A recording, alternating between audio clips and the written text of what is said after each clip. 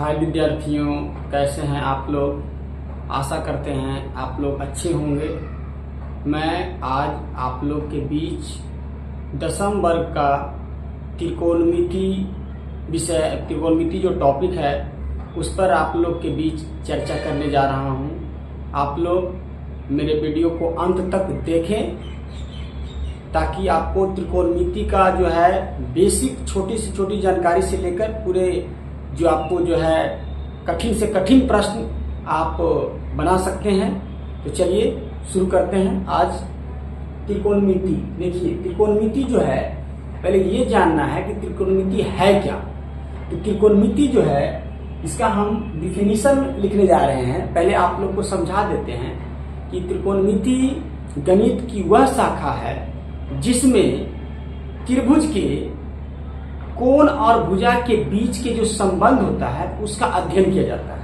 यानी कि अगर त्रिभुज का कोण दिया है तो भुजा कैसे निकालेंगे, त्रिभुज का भुजा दिया है तो कोण कैसे निकालेंगे, यही चीजों का जो है इसमें अध्ययन किया जाता है ना। और त्रिकोणमिति का अगर हम तोड़ेंगे तो त्रिकोण का मतलब होता है त्रिभुज, है ना। अब मिति से माप होता है तो त्रिभुज की माप, है ना, उसके अंतर्गत उसके भुजा और कोण दोनों की माप की हम लोग बात करते हैं। तो चलिए अब इसका परिभाषा लिखते हैं, है ना, त्रिकोणमिति की। तो गणित की वह शाखा जिसमें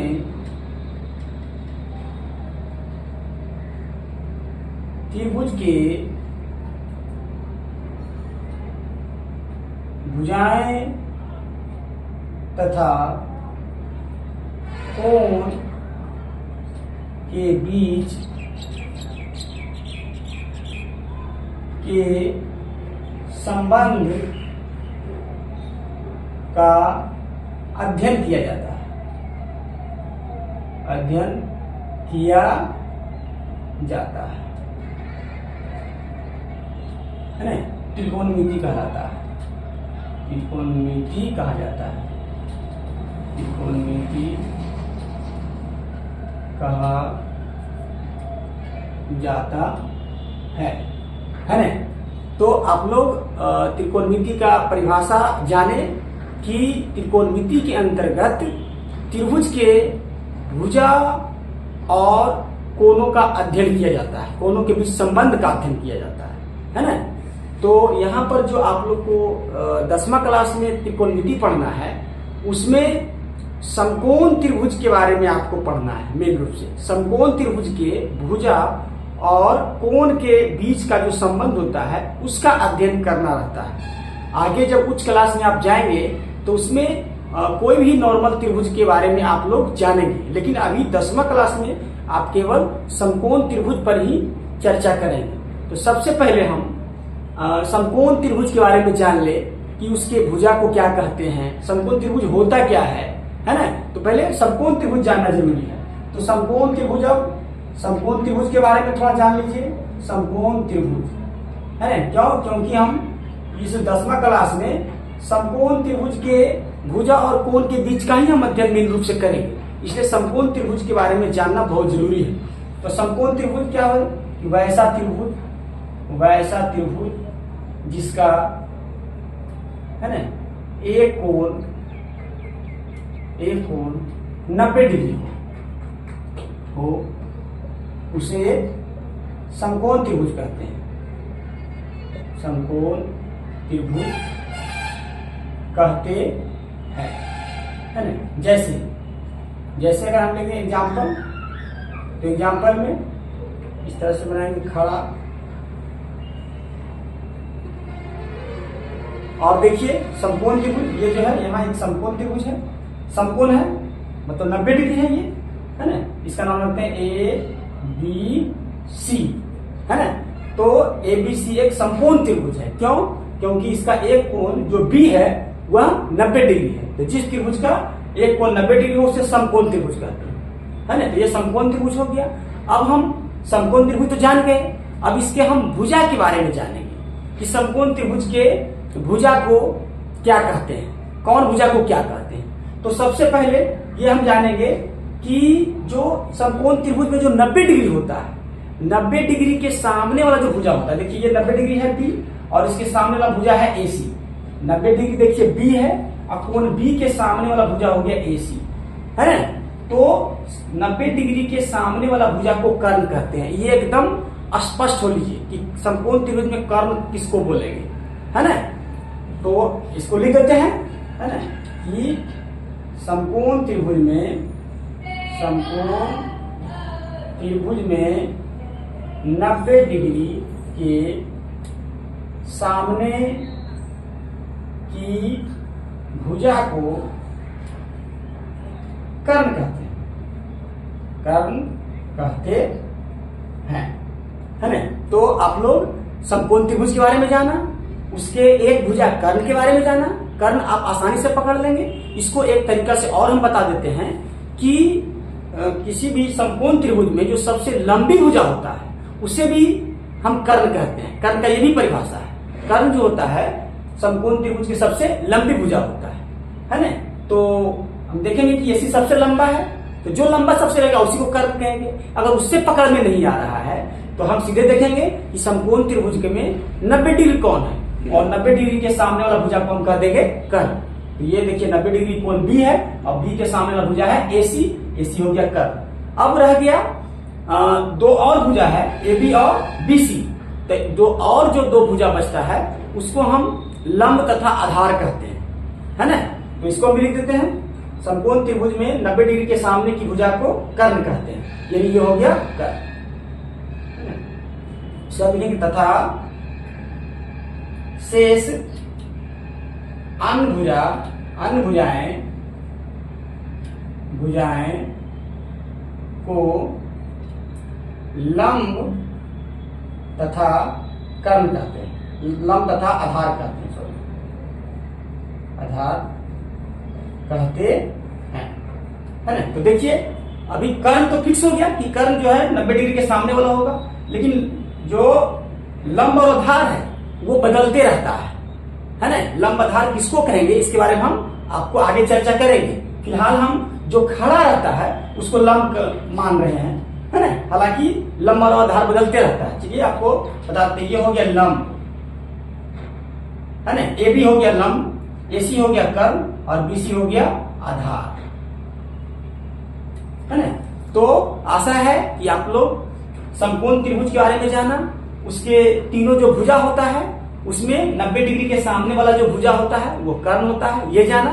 और कर्ण होता है, उसके बाद जो लंब और आधार होता है उसके बारे में आगे हम विस्तार से बताते हैं कि कैसे लंब और आधार बदलते रहता है, किसको हम लंब कहेंगे किसको हम आधार कहेंगे। तो चलिए आगे बढ़ते हैं।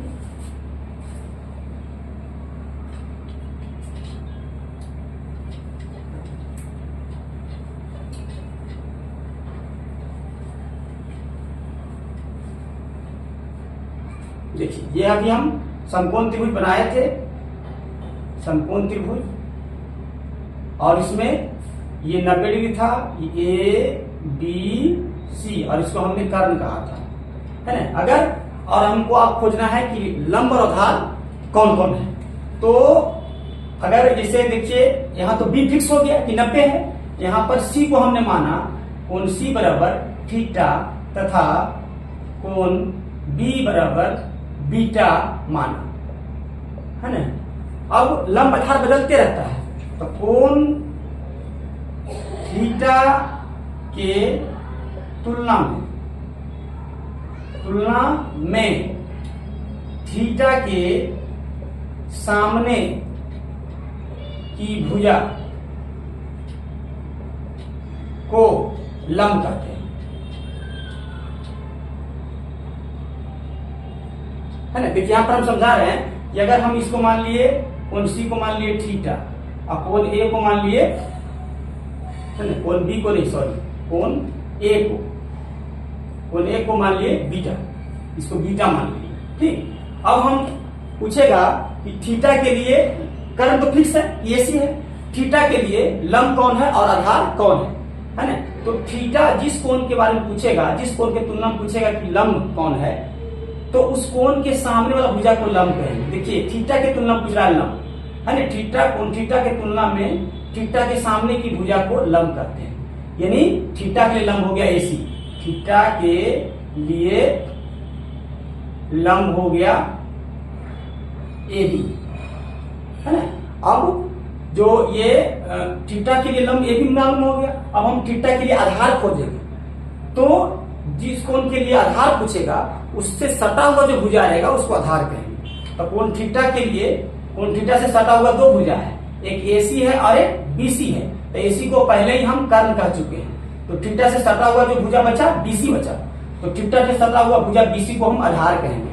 तो जो कोण के तुलना में लंब आधार पूछेगा तो उस कोण के तुलना में सामने वाला भुजा को लंब और जो सटा हुआ भुजा रहेगा उसको आधार कहेंगे, है ना। तो कोण थीटा के लिए, है ना, कोण थीटा के लिए लंब AB तथा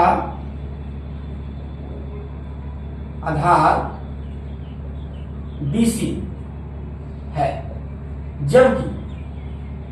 जबकि अगर हम कोण बीटा के लिए लेते हैं, है ना, जबकि कोण बीटा जो कोण A है, कोण बीटा के लिए तो अभी हम क्या कहें कि जिस कोण के तुलना में लंब और आधार पूछेगा उस कोण के सामने वाली भुजा को हम लंब कहेंगे और जो उस कोण से सटा हुआ भुजा रहेगा उसे आधार कहेंगे। तो कोण बीटा के सामने वाला भुजा हो गया BC, है ना, कोण बीटा के सामने वाला भुजा हो गया BC, तो कोण बीटा के लिए लंब हो गया BC, है ना। तो कोण, जबकि कोण बीटा के लिए लंब बराबर BC, है ना, तथा आधार, तो आधार हम क्या बोले थे कि जिस कोण के लिए पूछेगा उस कोण से सटा हुआ भुजा को आधार कहते हैं। तो कोण बीटा के लिए आधार पूछ रहे हैं, तो कोण बीटा से सटा हुआ दो भुजा है, एक AB है और एक AC है ना। तो AC को तो पहले ही हम ऑलरेडी जो है कर्ण कर चुके हैं, तो इससे सटा हुआ भुजा AB पर है, तो कोण बीटा के लिए जो है आधार हो जाएगा AB हो जाएगा। क्यों? क्योंकि कोण बीटा से सटा हुआ भुजा AB है। तो जिस कोण के लिए आधार पूछेगा तो उस कोण से सटा हुआ भुजा को आधार कहेंगे और उस कोण के सामने वाला भुजा को लंब कहेंगे, है ना। जैसे कि आपने देखा थीटा के लिए लंब हो गया AB और आधार हो गया BC। क्यों? क्योंकि थीटा के सामने वाला है AB, तो ये हो गया लंब, और थीटा से सटा हुआ है BC, इसलिए हो गया आधार। उसी प्रकार हम बीटा की ओर चलते हैं, तो बीटा के सामने वाला भुजा हो गया BC, इसलिए बीटा के लिए लंब हो गया BC। अब बीटा से सटा हुआ भुजा है AB, इसलिए बीटा के लिए हो गया आधार AB। तो जिस कोण के लिए आपको लंब और आधार पूछेगा उस कोण के सामने वाला भुजा को लंब और उस कोण से सटा हुआ भुजा को आधार कहेंगे। जबकि कर्ण के बारे में हम बताए कि 90 डिग्री के सामने वाला जो भुजा होगा, समकोण त्रिभुज में 90 डिग्री के सामने जो भुजा होगा उसे हम कर्ण कहेंगे। तो आशा है कि आप लोग को समकोण त्रिभुज में लंब, आधार और कर्ण के बारे में जानकारी स्पष्ट हो गई हो, है ना। एक बार फिर से थोड़ा सा बस शॉर्ट में एक बार बताते हैं कि 90 डिग्री के सामने वाला भुजा को कर्ण कहते हैं और जिस कोण के तुलना में आपको लंब कहेगा उसके सामने वाला भुजा को लंब कहेंगे और उससे सटा हुआ भुजा को आधार कहेंगे, है ना। तो आप लोग को लंब, आधार, कर्ण के बारे में बढ़िया से समझ में आ गया होगा, ये हम आशा कर रहे हैं। चलिए अब हम आगे बढ़ते हैं।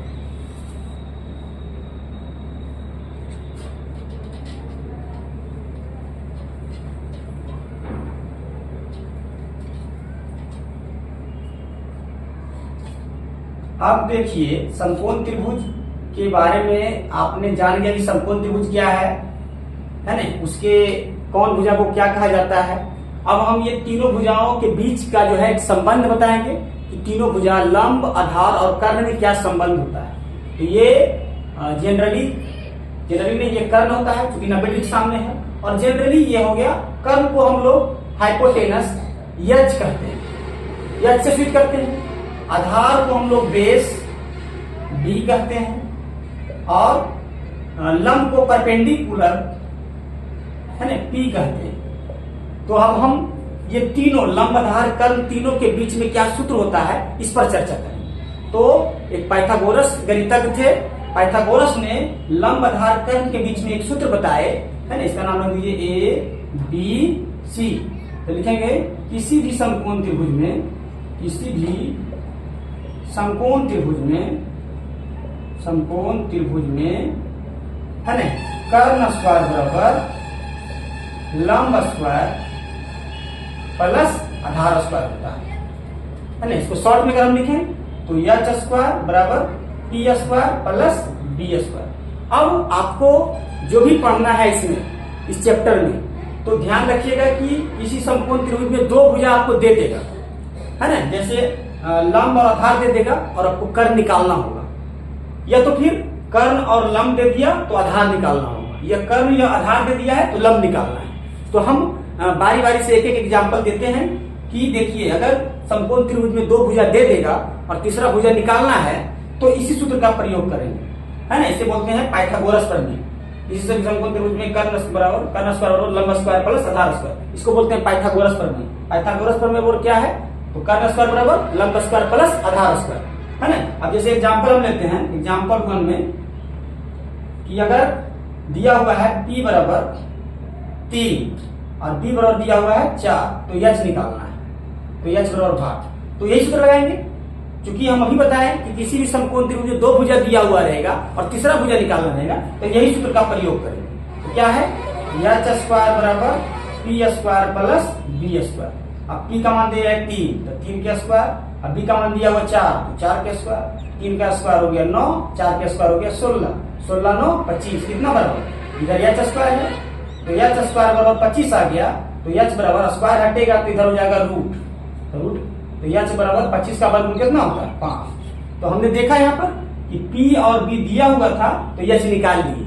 कौन प्रमेय से निकाले, पाइथागोरस प्रमेय से निकाले। पाइथागोरस प्रमेय को हम लिखा और उसमें जो जो दिया हुआ था उसका मान रख दिया और जो नहीं दिया हुआ था वो अपने आप निकल गया। तो तीन राशि यहाँ पर है, एच है, p है, b है। तो एच, p और b कर्ण लंब और आधार में हमेशा अधिकांश बार आपको दो राशि दिया हुआ रहे, आपको तीसरा निकालना है, तो 2 का मान इसमें रख दीजिएगा, तीसरा अपने आप निकल जाएगा, है ना। तो आशा है कि आप लोग को ये समझ में आया होगा। चलिए 2 एग्जांपल और इस टाइप का ले लेते हैं। अभी हम p और b दिए, कभी कभी आपको h और p देगा तो b निकालना रहे, तो आगे बढ़ते हैं।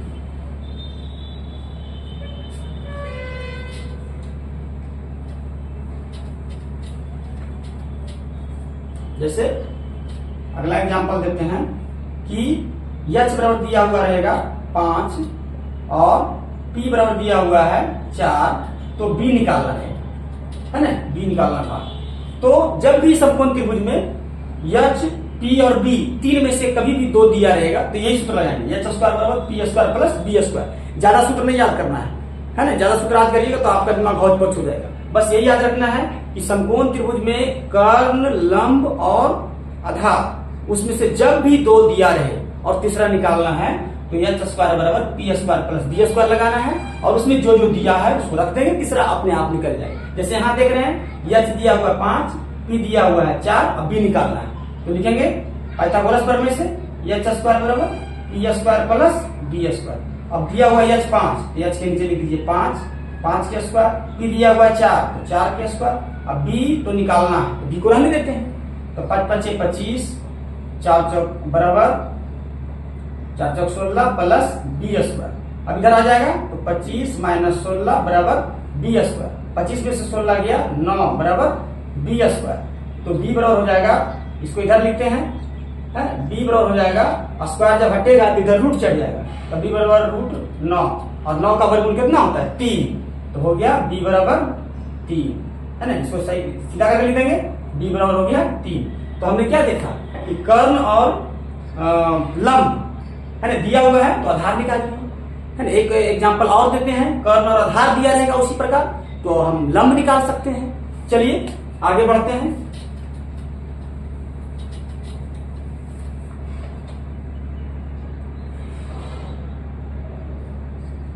किसी आगे के 2 जो एग्जांपल दिए वो भी समकोण त्रिभुज में ही हम दिए थे।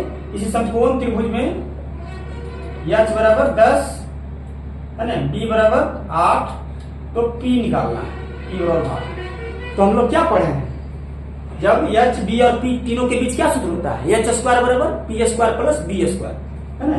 पाइथागोरस प्रमेय से h स्क्वायर बराबर p square plus b square. h का मान 10 है तो 10 रख देंगे, p का मान तो निकालना है तो p रहने दीजिए और b का मान 8 दिया हुआ है तो 8 रख दीजिए। 10 के स्क्वायर 100, p तो निकालना है रहने दीजिए, 8 के स्क्वायर 64। इसको इधर भेज देंगे तो प्लस में है तो इधर माइनस में आ जाएगा, तो 100 माइनस 64 बराबर पी स्क्वायर। तो यहाँ हो गया 36 घट करके आएगा बराबर पी स्क्वायर। अब इधर लिखते हैं, अगर टी के पास से स्क्वायर हटा देंगे तो इधर रूट चढ़ जाएगा, तो रूट अंडर 36, तो पी बराबर हो जाएगा 6। तो हमने क्या देखा कि समकोण त्रिभुज में जो उसके तीन भुजा होता है, कर्ण, लंब, आधार, एच पी बी, तो उसमें जब भी कोई भी दो भुजा दिया रहेगा तो तीसरा भुजा निकाल लेंगे। किस सूत्र से निकालेंगे? पाइथागोरस प्रमेय से निकालेंगे। पाइथागोरस प्रमेय क्या है? एच स्क्वायर बराबर p square plus b square. इसमें जब भी दो दिया रहेगा दोनों का मान रखेंगे, तीसरा अपने आप निकल जाएगा, है ना। तो आशा करते हैं कि यहाँ तक आप लोग को बढ़िया से समझ में आया होगा। अगर नहीं भी समझ में आया तो आप जरूर हमारे वीडियो के जो कमेंट बॉक्स है उसमें आप कमेंट करके बताएं कि हमें यहाँ समझ में नहीं आ रहा है, तो उसको और अगले वीडियो में आसान तरीका से बताएं। चलिए अब आगे बढ़ते हैं।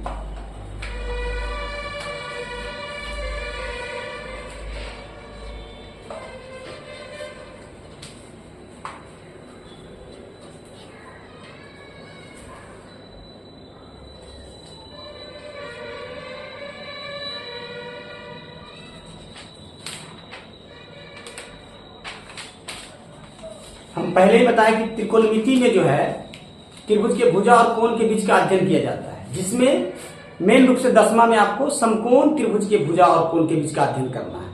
तो चलिए हम समकोण त्रिभुज के भुजा और कोण के बीच में जो संबंध होता है ना, उसको लिखेंगे। देखिए ये एक समकोण त्रिभुज है और इसका नाम है ए बी सी, और कोण सी को हम मान लेते हैं थीटा, थीटा डिग्री, ठीक है। अब ये थीटा के लिए ये हो गया P, और थीटा के लिए ये हो गया B, और ये 90 डिग्री है, तो 90 डिग्री के सामने वाला भुजा को हम बोलते हैं H। फिर से आपको समझा रहे हैं कि PBH कैसे पकड़ेंगे। तो 90 डिग्री के सामने वाला भुजा को H, और थीटा के लिए हम पूछ रहे हैं, तो थीटा के कोई भी कोण के सामने की भुजा को लंब कहते हैं। तो थीटा के सामने का भुजा AB हो गया, तो ये हो गया P, और थीटा से सटा हुआ जो भुजा है ना, कोण के सटा हुआ भुजा को हम लोग आधार कहते हैं। ये आधार, ये लंब और ये कर्ण। अब हम लिखेंगे त्रिभुज के भुजा तथा कोण के बीच जो संबंध होता है उसको 6 त्रिकोणमितीय अनुपात के रूप में हम लोग प्रकट करते हैं, है ना। वो हम लिखने जा रहे हैं, ये इंपॉर्टेंट है, इसको आप लोग याद करिएगा। तो हम लिख देते हैं, है ना, त्रिभुज के कोण तथा भुजा के बीच के संबंध को 6 त्रिकोणमितीय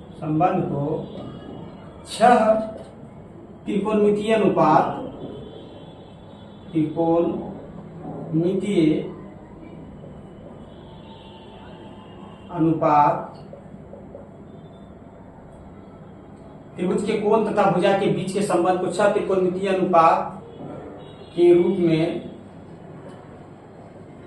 व्यक्त करते हैं जो निम्न है ना। पहला देखिए,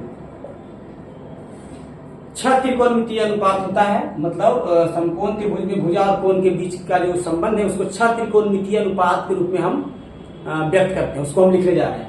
तो पहला होता है साइन थीटा।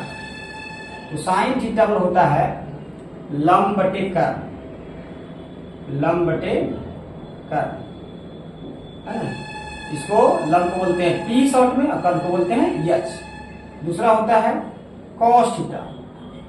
देखिए कॉस थीटा पर होता है आधार बटे कर्ण, तो आधार को हम लोग B बोलते हैं और कर्ण को बोलते हैं H। तीसरा है टैन थीटा। तो टैन थीटा पर होता है लंब बटे आधार, तो लंब को हम लोग P बोलते हैं, आधार को हम लोग B बोलते हैं। अगर ये देखिए मेन रूप से 3 ही याद करना है, और बाकी 3 इसका उल्टा होता है ना। तो देखिए इसका साइन का उल्टा जो होता है वो होता है कौशिक, ठीक है। तो इसको हम लिख सकते हैं चौथा के रूप में, चौथा कौशिक थीटा। तो आप लोग ध्यान रखिएगा कि साइन का उल्टा क्या होता है? कौशिक, है ना। और जब इसका उल्टा होता है तो सूत्र भी उल्टा हो जाएगा। जैसे इसमें था P बटे H, तो इसमें हो जाएगा H बटे P।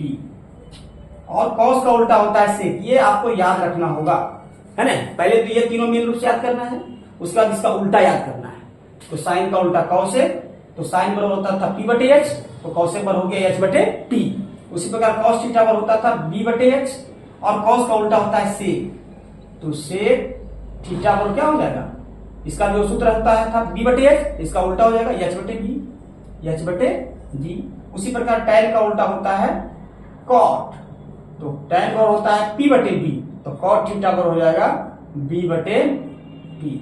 आपको ये जो 6 त्रिकोणमितीय निष्पत्ति है आपको एकदम कंठस्थ करना है ना, जैसे भी हो अपने दोस्तों से पूछ करके, चाहे जैसे भी हो, इसको जो है याद कर लेना है। साइन थीटा बराबर पी बटे एच, और इसका उल्टा होता है कॉस से, तो एच बटे पी। उसी प्रकार कॉस थीटा बराबर बी बटे एच, इसका उल्टा होता है सेक, तो एच बटे बी। टैन थीटा बराबर पी बटे बी, और इसका उल्टा होता है बी बटे पी, है ना। तो आशा करते हैं कि आप लोग को यहां तक समझ में आया होगा, है ना। चलिए अब आगे बढ़ते हैं।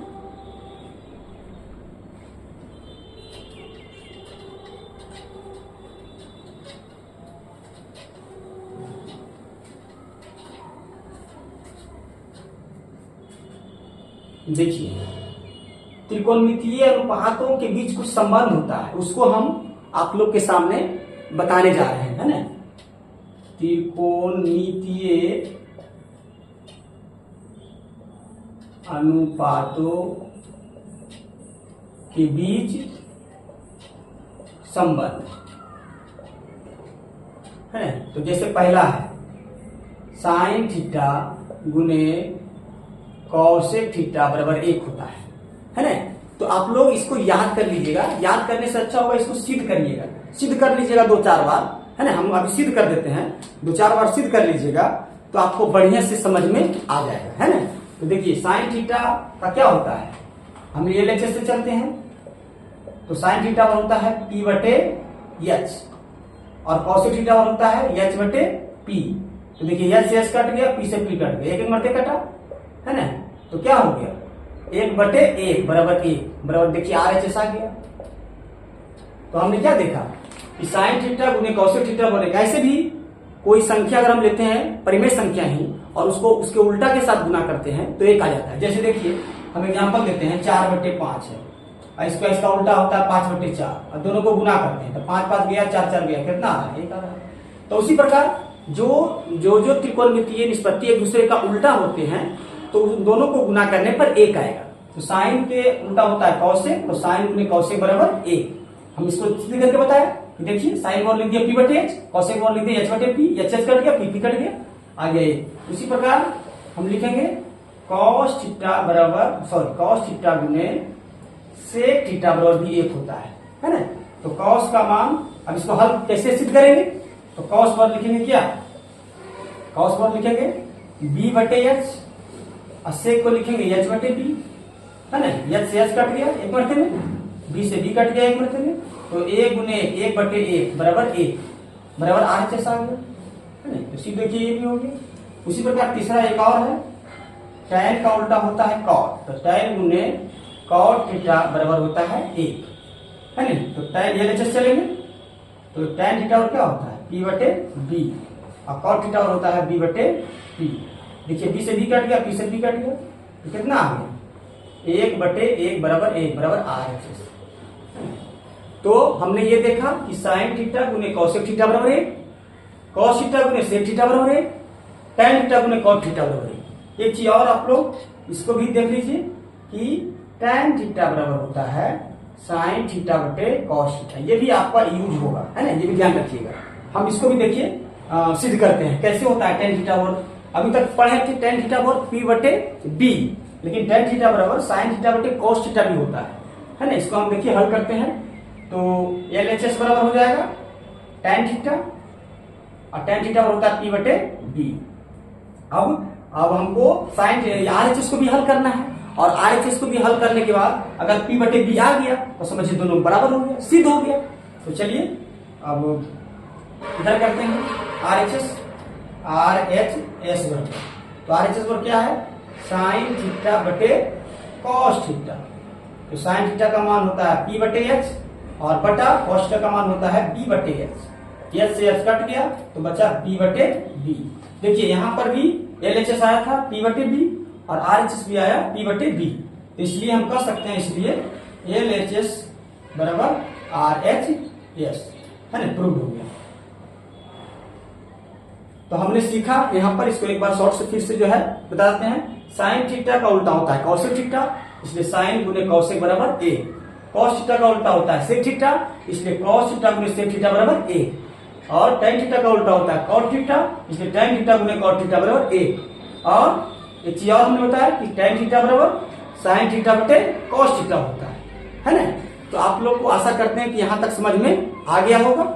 चलिए हम आगे बढ़ते हैं।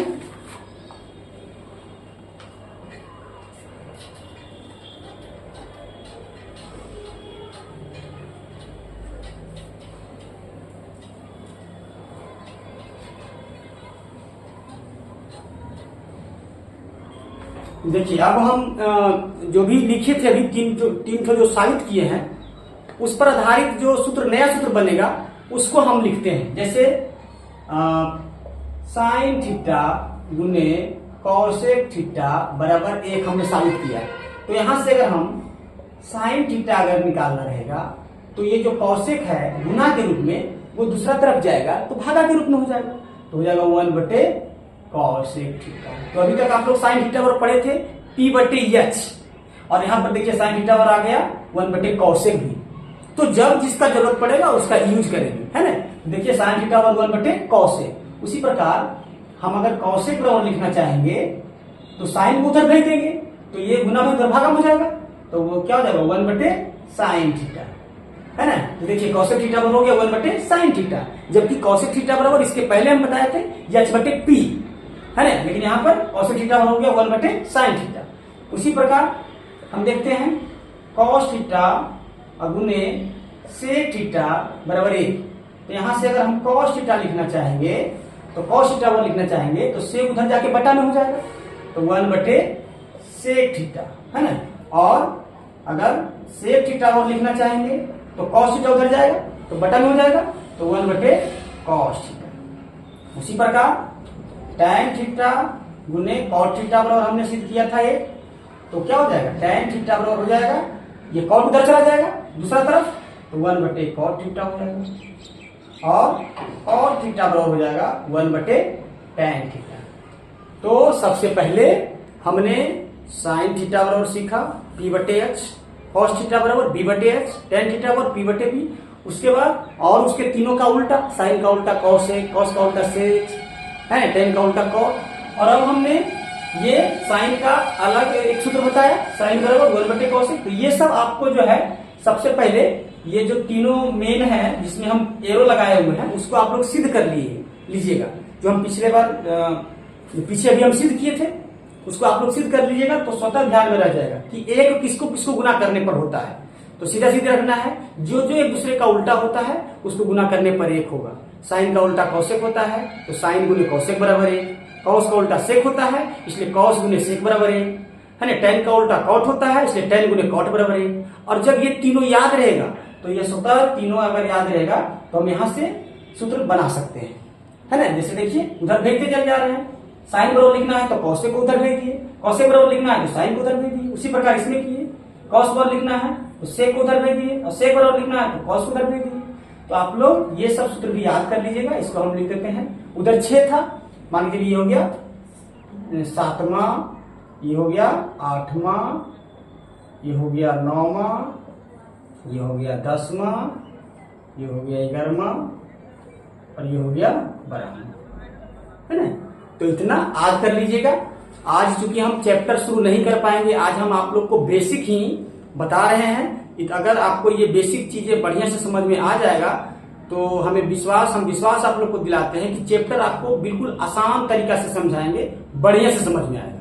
लेकिन जितना हम बताएं उसको 1 बार 2 बार 3 बार आप लोग देखें और उसको याद कर लें, अपने दोस्तों के साथ चर्चा कर करके, है ना, जैसे भी हो उसको याद करना है। चलिए अब थोड़ा सा एक पॉइंट और छूटा हुआ है जिसको हम बताना चाहेंगे शॉर्ट में कि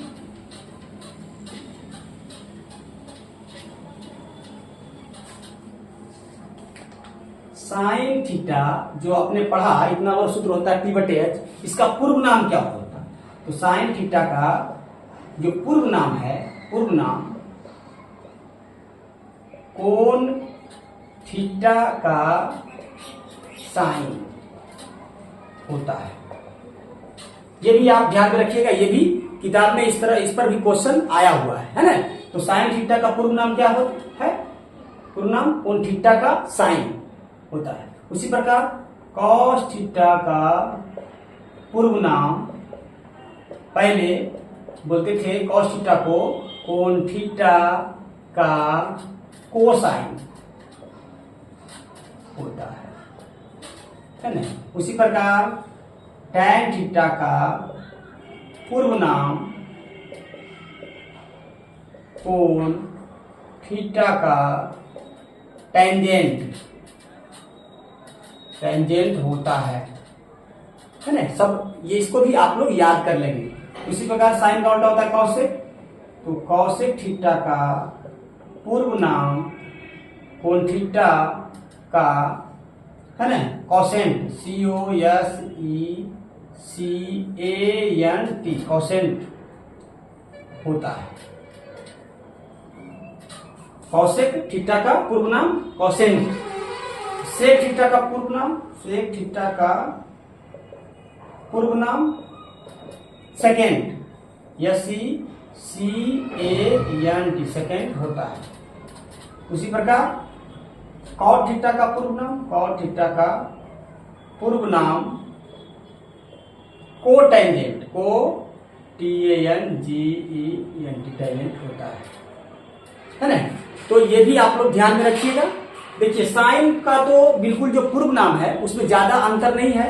जो साइन थीटा था उसमें साइन में ई लगा दिया है ना, पहले ई लगा करके बोला जाता था। फिर देखिए कॉस का क्या है, कॉस का आगे में जो सीओ होता है वो लिख दिया है और इसको ऊपर वाला ही साइन का रूप दे दिया है, को साइन हो गया है ना। देखिए साइन जो है साइन थीटा का नाम था और कॉस थीटा में आगे सीओ जोड़ दिया है, कॉस थीटा का आगे वाला सीओ आगे जोड़ करके ऊपर वाला ही लिख दिया है, तो को साइन हो गया। टैन का टेंजेंट, ये तो मिलता जुलता नाम है, टैन का टेंजेंट कर दिया।